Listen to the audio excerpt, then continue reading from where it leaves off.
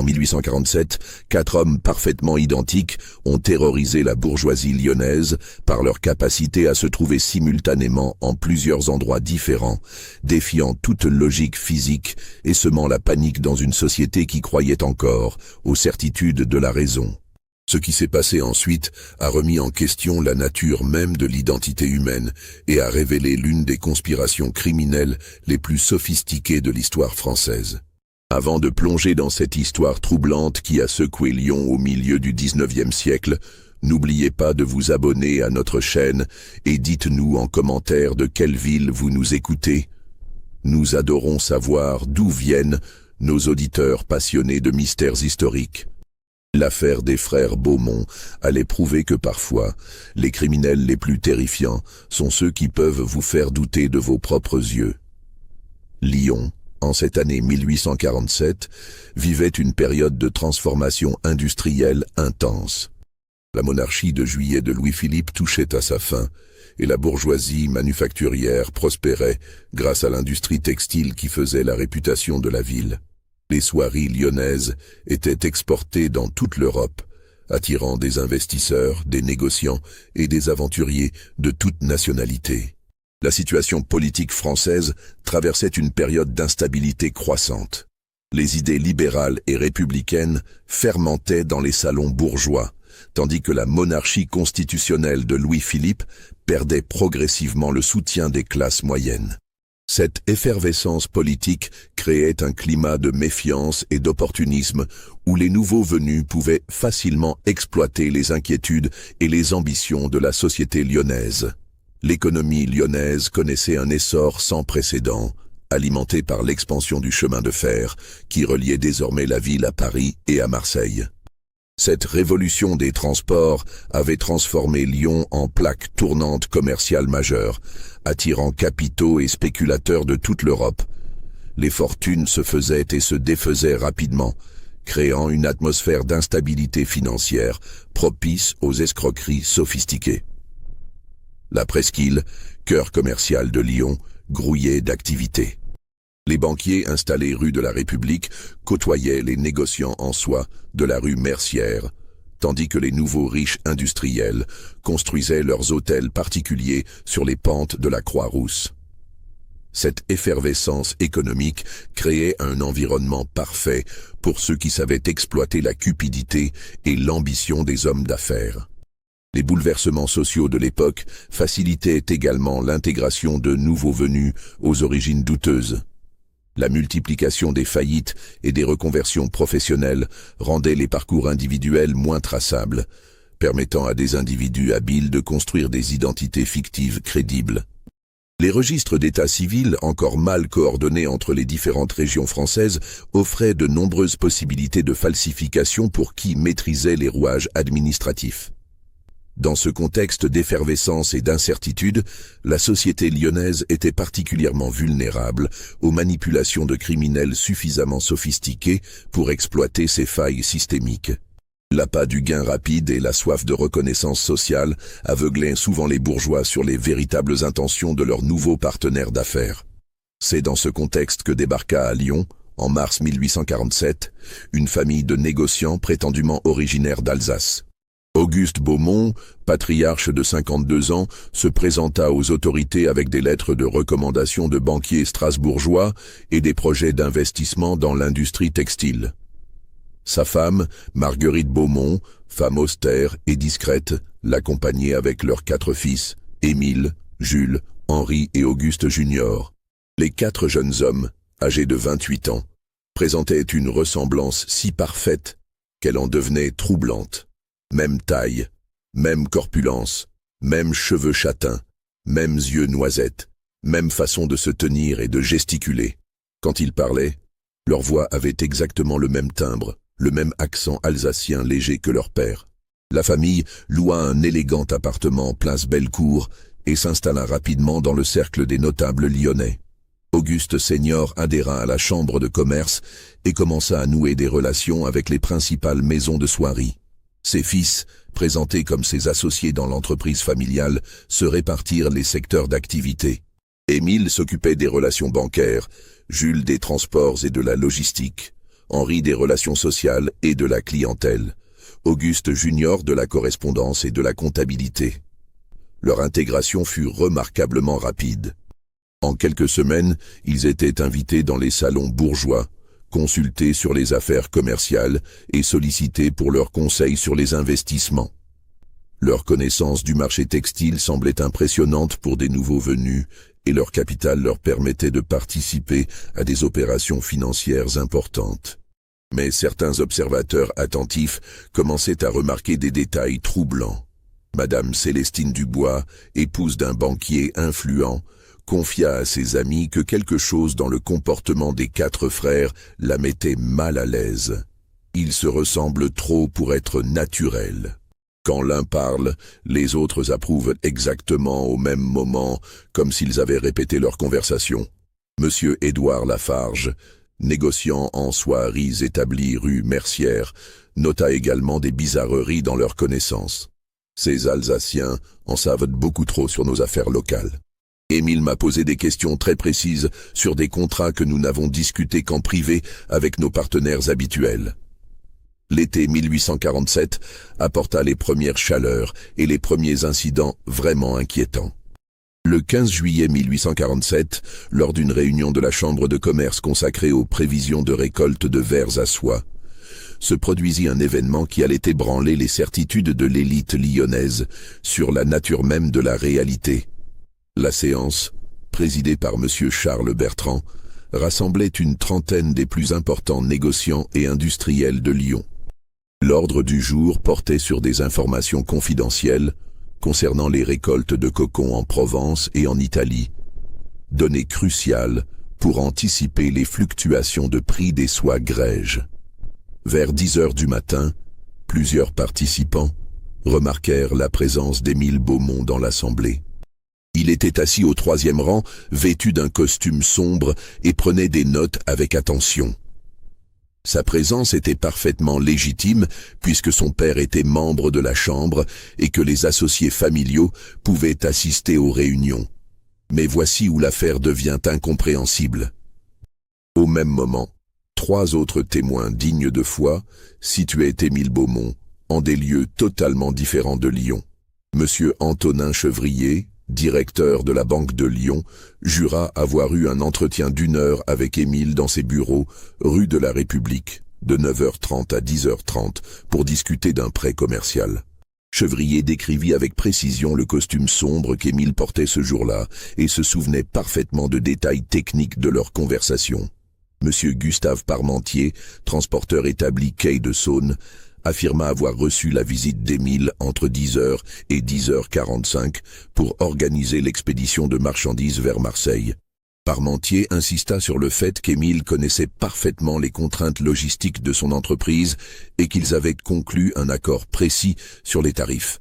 Enfin, Madame Valérie Rochon, tenancière du salon littéraire le plus couru de Lyon, place des Terreaux, certifia qu'Émile avait assisté à sa réception matinale de 10h à 11h, où il avait brillamment conversé avec plusieurs invités sur la situation politique européenne. Les 4 témoignages étaient absolument incompatibles. La distance entre ces différents lieux rendait physiquement impossible qu'une seule personne puisse se trouver dans tous ces endroits pendant les mêmes créneaux horaires. Pourtant, chaque témoin était formel. Il avait bien affaire à Émile Beaumont, reconnaissable entre tous.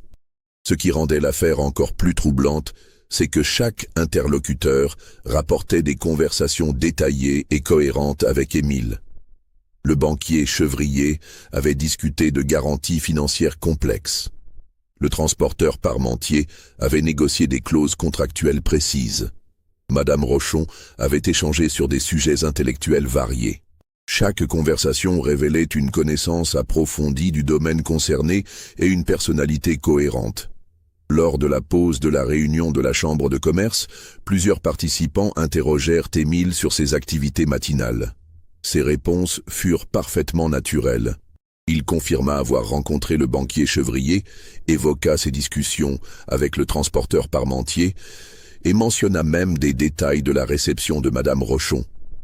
Ils parlaient de ces événements comme s'ils les avaient personnellement vécus, avec une précision et une spontanéité qui ne laissaient aucun doute sur leur authenticité.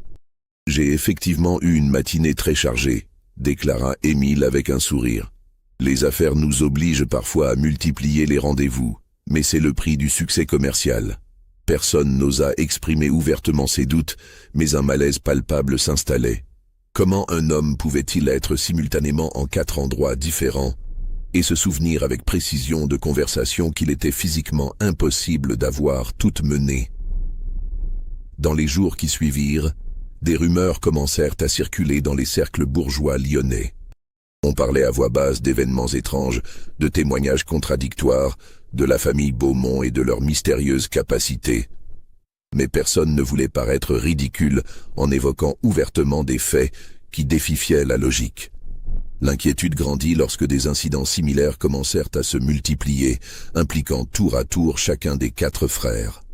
Au cours du mois d'août 1847, les témoignages d'apparitions simultanées des frères Beaumont se multiplièrent, créant un climat d'inquiétude sourde dans la bourgeoisie lyonnaise.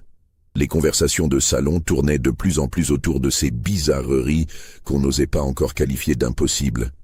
Le commissaire de police Lucien Berthelot commença à recevoir des plaintes informelles de citoyens respectables qui rapportaient des expériences troublantes avec la famille Beaumont. Ces témoignages, pris individuellement, pouvaient s'expliquer par des erreurs de mémoire ou des confusions d'identité. Mais leur accumulation révélait un pattern inquiétant. Madame Adélaïde Dumont, épouse du propriétaire des grands magasins Dumont, rapporta avoir croisé Jules Beaumont rue de la République à 14 heures précises le 23 août, alors qu'elle sortait de chez son couturier. Jules l'avait salué aimablement et s'était enquis de la santé de son mari. La conversation avait duré quelques minutes, pendant lesquelles Jules avait mentionné des détails précis sur les affaires commerciales de M. Dumont. Or, au même moment, Jules était censé participer à une réunion de travail dans les bureaux de la maison de soierie Perrache, quai de Saône. M. Alphonse Perrache confirma la présence de Jules à cette réunion, qui s'était déroulée de 13h30 à 15h sans interruption.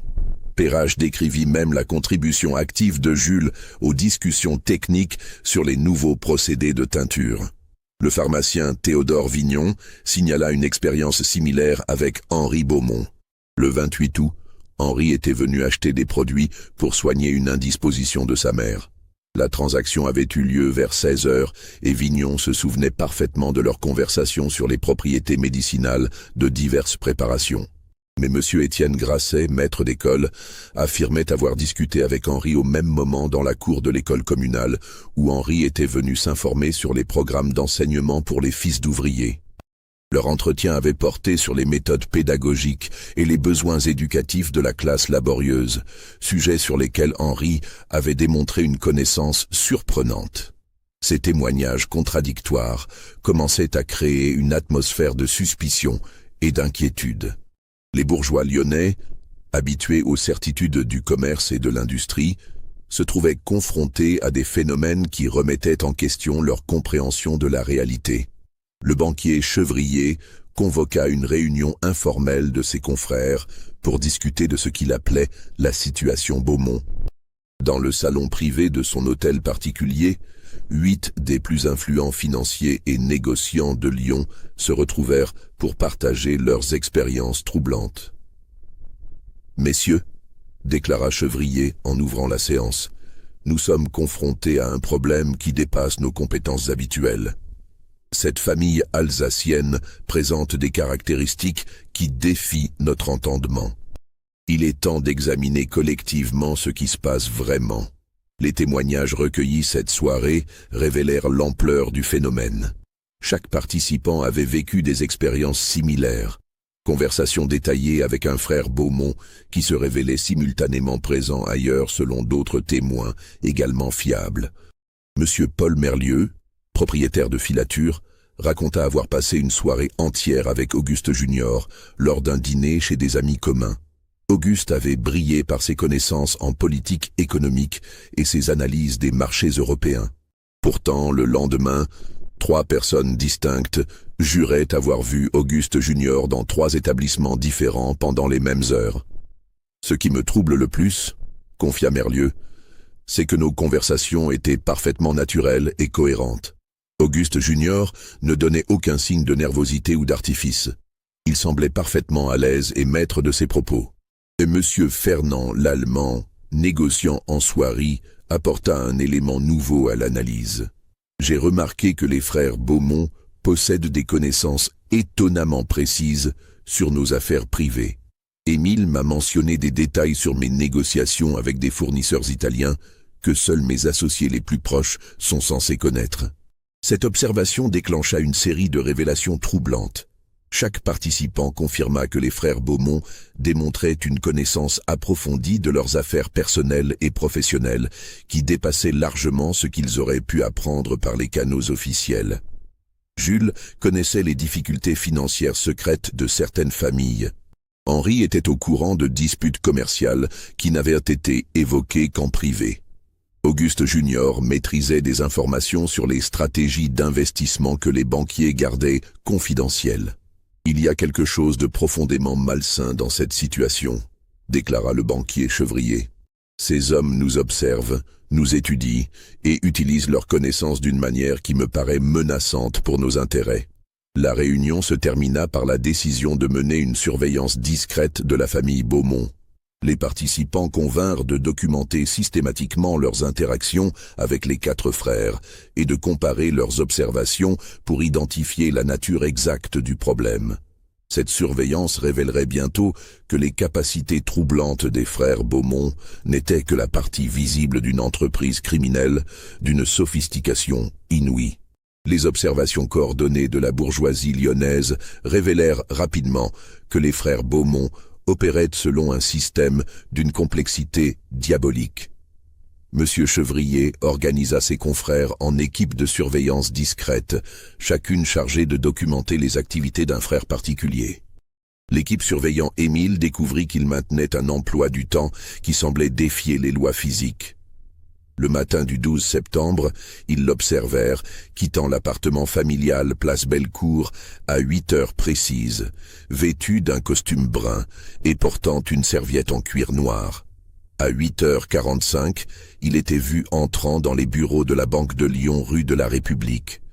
Mais simultanément, l'équipe surveillant Jules rapportait avoir observé un homme strictement identique, portant le même costume brun et la même serviette, pénétrant dans les entrepôts PRH quai de Saône à 8h50. La distance entre ces 2 localisations rendait ce déplacement impossible en 5 minutes. Plus troublant encore, les équipes documentaires que les conversations menées par ces 2 apparitions révélaient une connaissance détaillée des sujets traités. À la banque, Émile discuta avec compétence de taux d'intérêt et de garantie hypothécaire. Aux entrepôts, Jules analysa avec expertise les procédures de stockage et les contrats de transport. Monsieur Alphonse Rivière, notaire chargé de coordonner une partie de la surveillance, fit une découverte particulièrement inquiétante.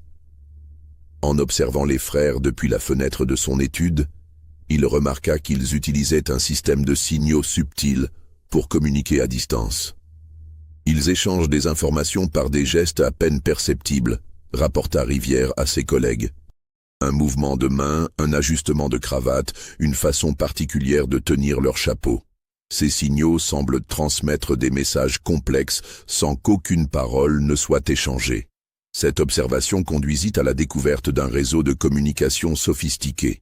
Les frères avaient recruté plusieurs domestiques, commis et garçons de course qui servaient d'intermédiaires pour transmettre des messages codés entre leurs différentes activités.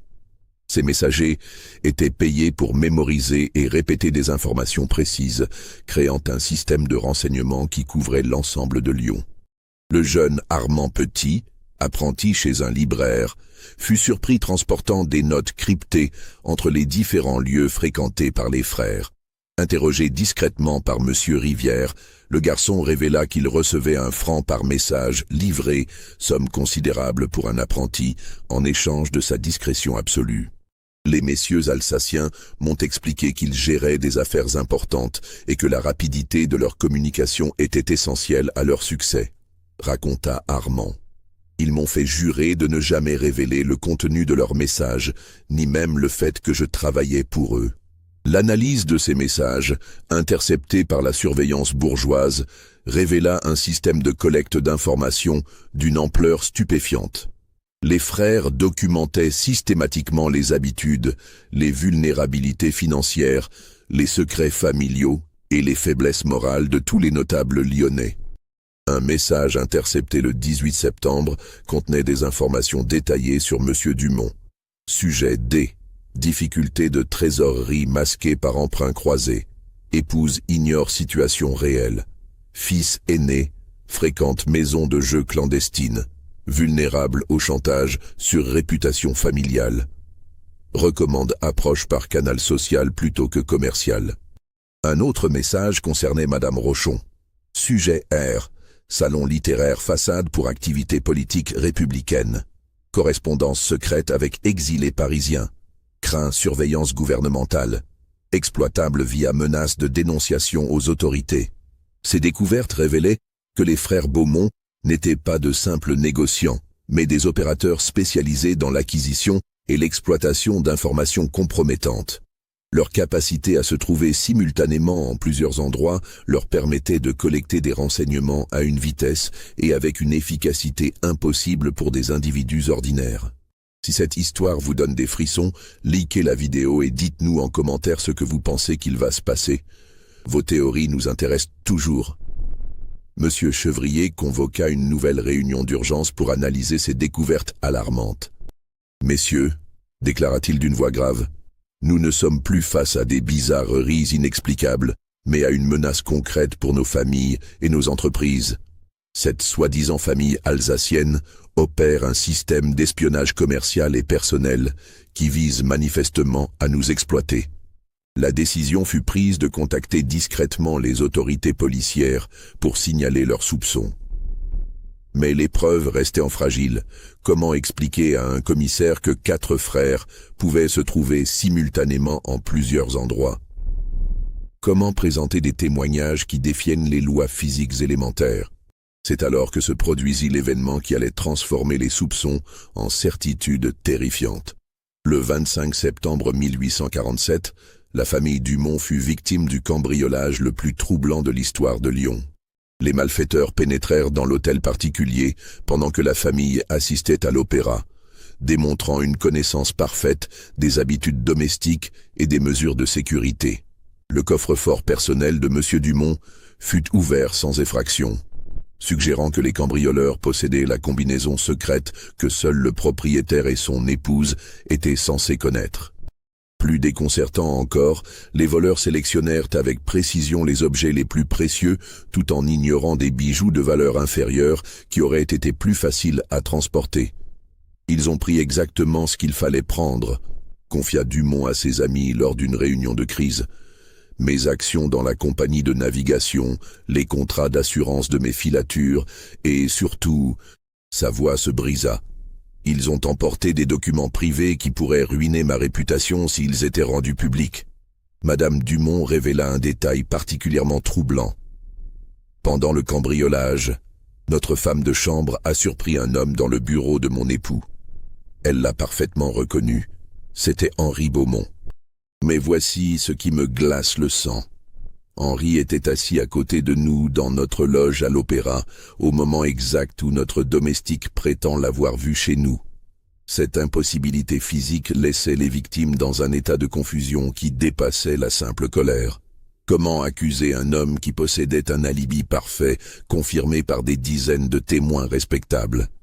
Le commissaire Berthelot, appelé pour enquêter sur le cambriolage, se retrouva confronté à un cas qui remettait en question ses méthodes d'investigation habituelles. Les preuves matérielles désignaient clairement la famille Beaumont comme suspecte. La connaissance intime des lieux, l'accès aux codes secrets, la sélection précise des objets volés. Mais les alibis semblaient inattaquables. « Monsieur le commissaire », déclara Henri Beaumont lors de son interrogatoire, Je comprends que des soupçons puissent peser sur ma famille du fait de notre récente installation à Lyon. Mais vérifiez auprès de tous les spectateurs de l'opéra hier soir. J'étais visible dans la loge de Monsieur Dumont pendant toute la représentation.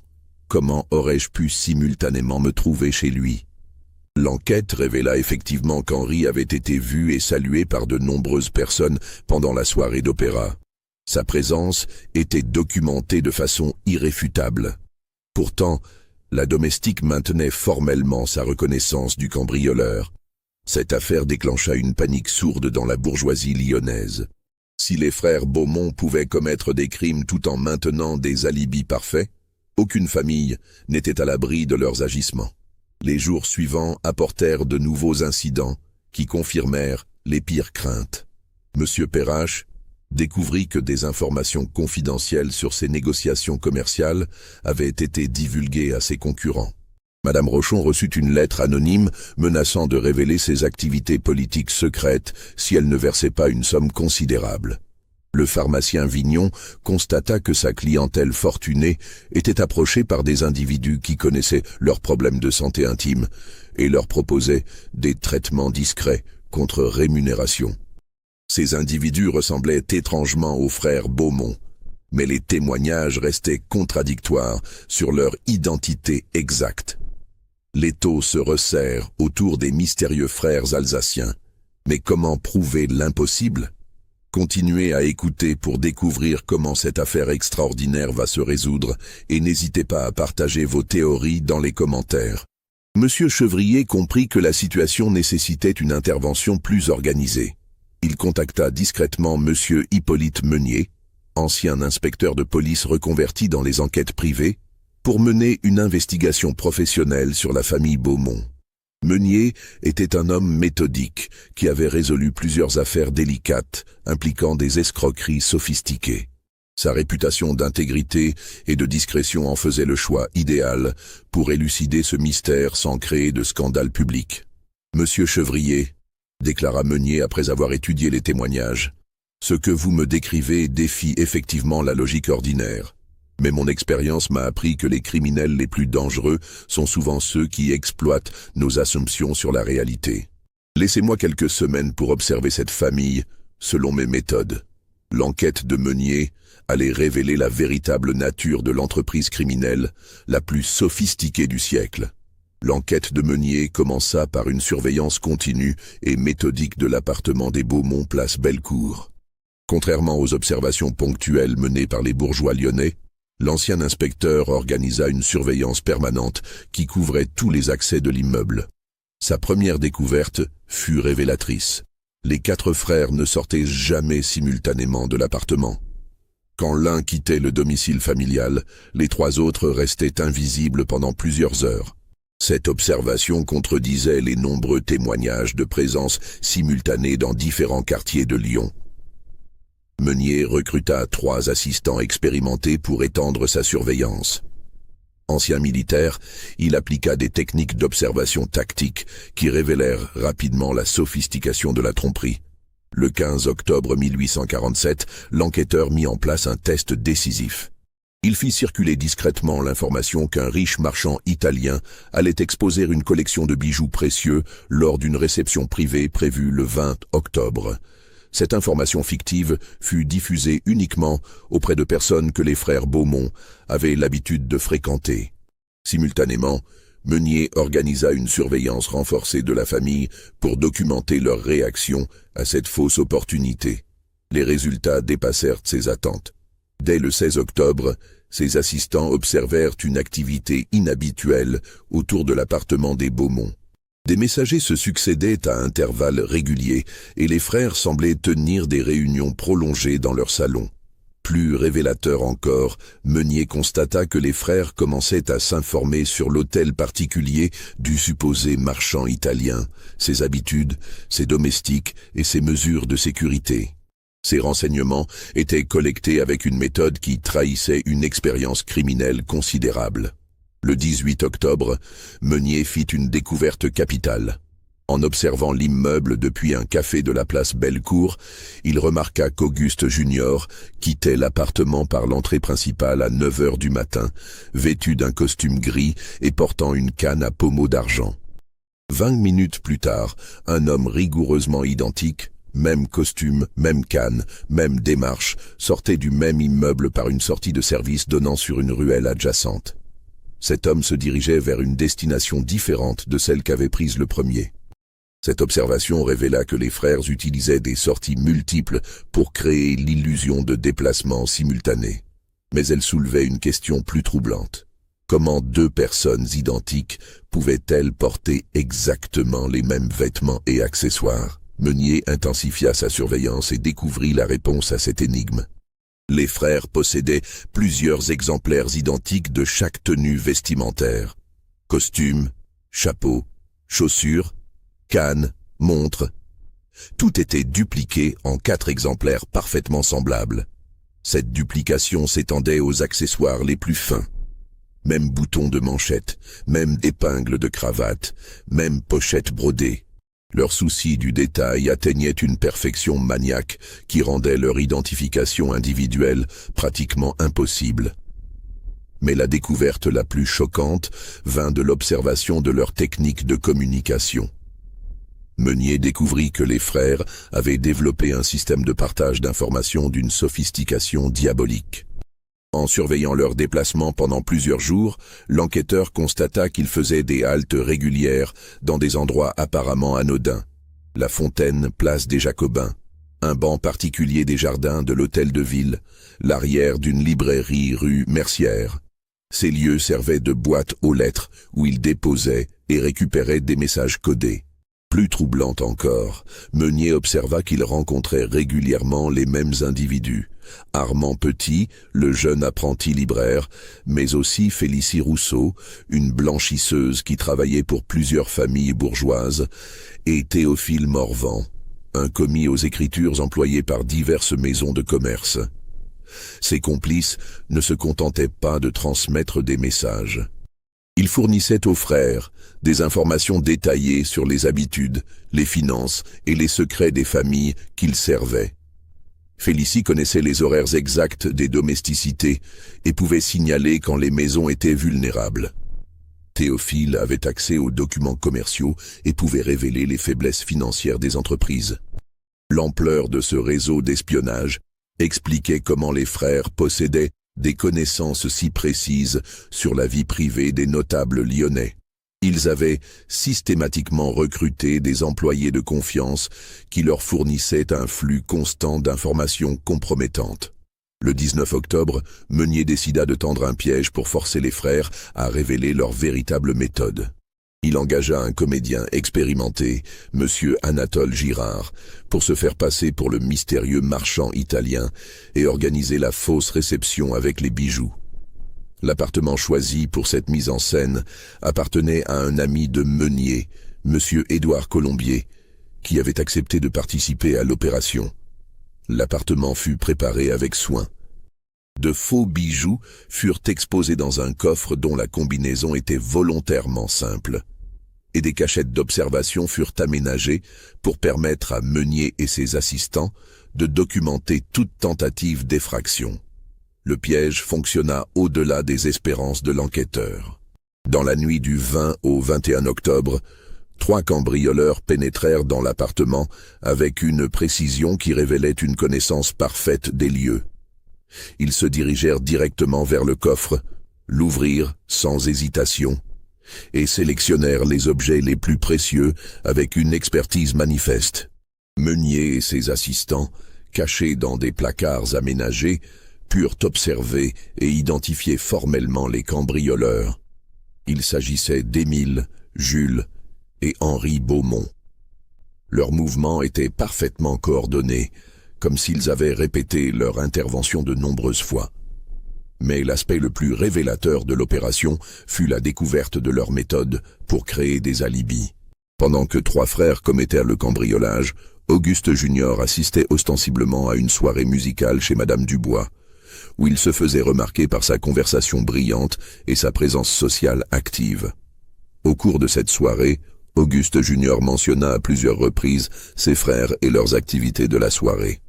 Émile assiste à une conférence sur l'économie politique. Jules dîne avec des transporteurs marseillais. Henri rend visite à des amis alsaciens nouvellement arrivés. Ces déclarations publiques créaient des alibis factices pour ses frères, puisque les invités de Madame Dubois retiendraient que les 4 frères étaient occupés à des activités respectables pendant la nuit du cambriolage. Meunier comprit que cette technique d'alibi croisé était au cœur de leur système criminel. Un frère établissait sa présence publique tout en créant des justifications pour l'absence de ses frères, permettant à ces derniers d'opérer sans risquer d'être formellement accusés. L'enquêteur documenta méticuleusement cette opération, prenant des notes détaillées et rassemblant des preuves irréfutables de la culpabilité des frères. Mais il décida de ne pas intervenir immédiatement, préférant observer leur méthode post-cambriolage pour comprendre l'ensemble de leur système. Les jours suivants révélèrent la phase finale de leur stratégie criminelle. Les objets volés ne furent pas revendus localement, mais expédiés vers d'autres villes par l'intermédiaire de complices dans les transports. Théophile Morvan, le commis aux écritures, facilitait ces expéditions en falsifiant des documents commerciaux qui camouflaient les bijoux volés parmi des marchandises légitimes. Simultanément, les frères continuaient à fréquenter les salons bourgeois avec un naturel parfait, se montrant surpris et indignés quand ils apprenaient les cambriolages qui frappaient leurs amis lyonnais. Leur capacité à feindre l'innocence atteignait une perfection troublante. Le 25 octobre, Meunier estima avoir rassemblé suffisamment de preuves pour démasquer l'entreprise criminelle. Il contacta le commissaire Berthelot et organisa une intervention coordonnée qui révélerait publiquement la véritable nature des frères Beaumont. L'intervention de Meunier et de la police fut planifiée avec une précision militaire pour empêcher les frères d'utiliser leurs techniques habituelles d'évasion et de manipulation des alibis. Le 28 octobre 1847, à 6 heures du matin, 4 équipes de policiers investirent simultanément tous les lieux où les frères étaient censés se trouver selon leurs habitudes documentées. La première équipe, dirigée par le commissaire Berthelot, perquisitionna l'appartement familial place Bellecour. La seconde, accompagnée de Meunier, se rendit aux entrepôts Perrache où Jules était censé superviser des expéditions matinales. La troisième équipe investit les bureaux de la Banque de Lyon où Émile avait rendez-vous, tandis que la quatrième se dirigea vers l'école communale où Henri prétendait avoir une réunion pédagogique. Cette opération coordonnée révéla immédiatement l'imposture. Les 4 frères furent trouvés ensemble dans l'appartement familial, en contradiction totale avec leurs emplois du temps publics qui les plaçaient dans 4 endroits différents de Lyon. Plus accablant encore, la perquisition de l'appartement révéla l'ampleur de leur organisation criminelle. Dans une pièce secrète aménagée derrière une bibliothèque, Meunier découvrit un véritable quartier général d'espionnage commercial. Les murs étaient couverts de plans détaillés de tous les hôtels particuliers de la bourgeoisie lyonnaise, avec annotations précises sur les habitudes des domestiques, les emplacements des coffres-forts et les faiblesses des systèmes de sécurité. Des dossiers individuels documentaient la vie privée de chaque famille notable, difficultés financières, problèmes conjugaux, activités politiques secrètes, fréquentations compromettantes.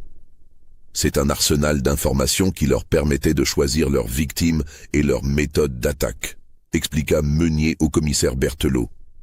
Il ne laissait rien au hasard. La fouille révéla également les 4 exemplaires identiques de chaque tenue vestimentaire, confirmant les observations de l'enquêteur sur leur technique de déguisement. Des costumes, accessoires et même des parfums étaient méticuleusement dupliqués pour rendre leur identification individuelle impossible.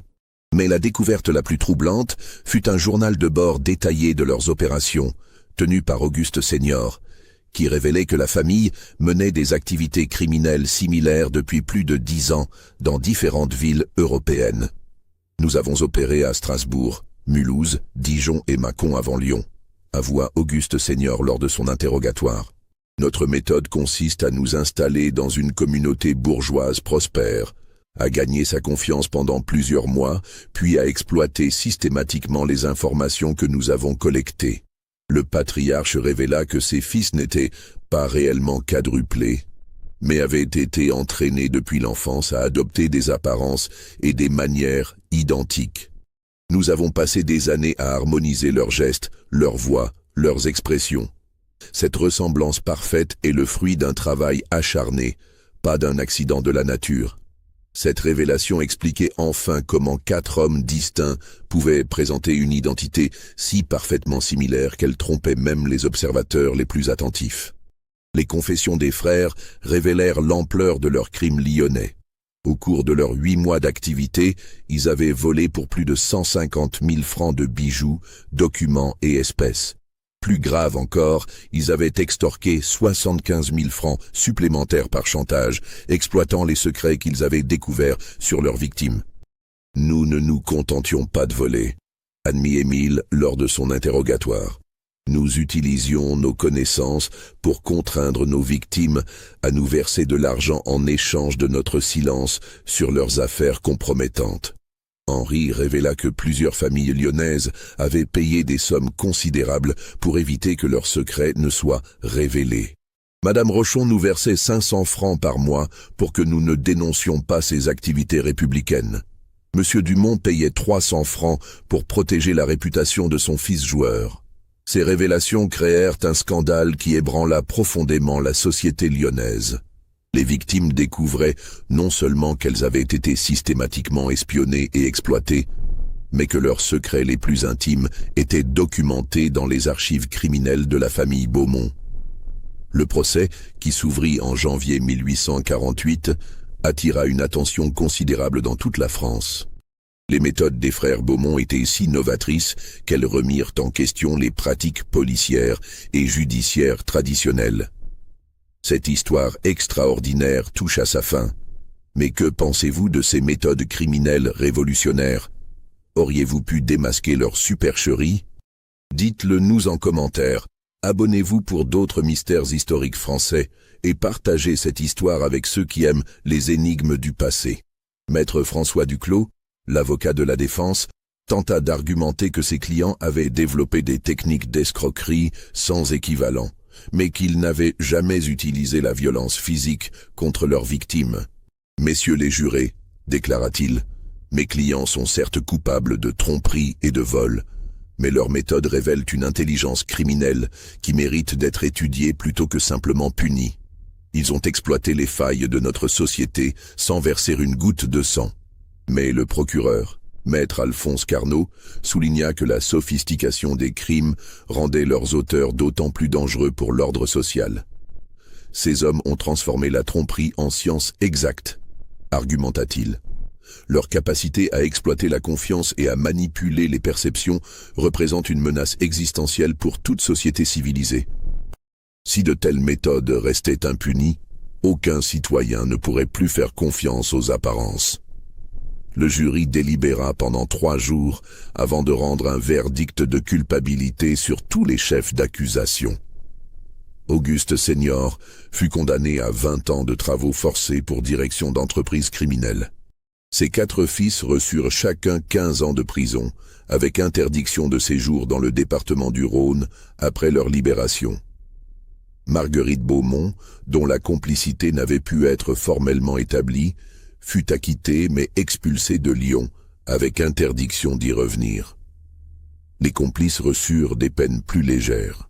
Félicie Rousseau et Théophile Morvan furent condamnés à 5 ans de prison, tandis qu'Armand Petit, considéré comme manipulé en raison de son jeune âge, ne reçut qu'une peine de 6 mois avec sursis. Les biens de la famille furent confisqués et vendus aux enchères pour indemniser partiellement les victimes. Cependant, la majeure partie de l'argent volé n'avait jamais été retrouvée, ayant été transféré vers des comptes bancaires suisses selon des méthodes que les frères refusèrent de révéler. L'affaire des frères Beaumont marqua un tournant dans l'histoire de la criminalité française. Leurs techniques d'espionnage systématique et de manipulation psychologique inspirèrent de nouvelles méthodes d'investigation policière et influencèrent la législation sur l'escroquerie organisée. Hippolyte Meunier fut officiellement reconnu par les autorités pour son travail remarquable et reçut une médaille d'honneur de la préfecture. Ces méthodes d'enquête furent adoptées par la police lyonnaise et diffusées dans les autres grandes villes françaises. Les victimes de l'escroquerie mirent plusieurs années à surmonter le traumatisme psychologique de cette affaire. Beaucoup d'entre elles avouèrent avoir perdu confiance en leur capacité à juger les gens et à protéger leur intimité. Cette expérience m'a appris que nous vivons dans un monde où les apparences peuvent être entièrement fabriquées, confia M. Chevrier dans ses mémoires. Les frères Beaumont nous ont montré que la réalité elle-même peut être manipulée par des esprits suffisamment déterminés et organisés. L'appartement de la place Bellecour fut scellé pendant plusieurs mois, le temps que les autorités examinent tous les documents et indices qu'il contenait. Quand il fut finalement remis en location, il eut du mal à trouver preneur, sa réputation sinistre ayant marqué durablement les mémoires lyonnaises. Auguste Seigneur mourut au bagne de Toulon en 1856, emportant dans sa tombe les secrets de certaines de ses victimes et les détails de ses méthodes les plus sophistiquées. Ses fils furent libérés entre 1860 et 1863, mais disparurent immédiatement des registres officiels. Certains témoins rapportèrent avoir aperçu des hommes ressemblant aux frères Beaumont dans différentes villes européennes au cours des décennies suivantes, mais aucune identification formelle ne fut jamais établie. Cette histoire nous rappelle que les criminels les plus dangereux ne sont pas toujours ceux qui utilisent la force brutale, mais ceux qui comprennent et exploitent les faiblesses psychologiques de leurs victimes. Les frères Beaumont avaient transformé la tromperie en art, démontrant que l'intelligence criminelle peut parfois défier toutes nos certitudes sur la nature humaine et la réalité. Leur capacité à se jouer des perceptions et à exploiter la confiance sociale révèle des vérités troublantes sur notre tendance à juger les gens sur les apparences et notre vulnérabilité face à ceux qui maîtrisent l'art de la manipulation. L'affaire Beaumont demeure l'un des cas criminels les plus sophistiqués de l'histoire française, un rappel permanent que la vérité peut parfois être plus étrange et plus terrifiante que la fiction. Vous avez écouté l'histoire vraie des quadruplés de Lyon qui ont défié la logique et terrorisé la bourgeoisie française. Pensez-vous que de telles tromperies seraient possibles aujourd'hui? Leur histoire vous a-t-elle convaincu de la réalité de ces événements extraordinaires? Partagez vos réflexions en commentaire, abonnez-vous pour d'autres mystères du passé français et n'hésitez pas à faire découvrir ces secrets historiques à vos proches. Parfois, les histoires les plus incroyables sont celles qui ont réellement eu lieu.